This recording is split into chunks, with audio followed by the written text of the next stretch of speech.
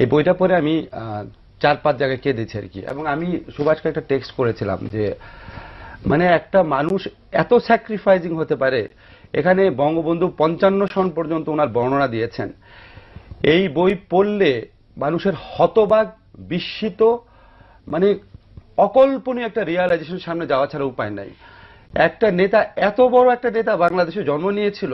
আমার প্রথম কষ্ট এই বইটা পড়ে যে এত বড় একটা নেতা বাংলাদেশে জন্ম নিয়েছিল, আমরা কোনোদিনও রিয়ালাইজ করতে পারলাম না until the publication of this book. আমি রাজনীতির বই কম পড়ি নাই, বঙ্গবন্ধু নিয়ে যারা লিখেছেন তাদের যে কোনো বইয়ের চেয়ে বঙ্গবন্ধুর নিজের আত্মজীবনী অনেক অনেক বেশি অসাধারণ ইন টার্মস অফ এভরিথিং।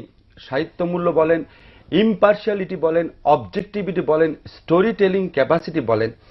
এবং আমি আপনাকে কি বলবো, আমি এই বইটা পড়ে আমার কয়েকবার মনে হয়েছে আমি একটা আর্টিকেল লিখি যে শেখ হাসিনাকে ধন্যবাদ, যিনি এই বইটা আমাদের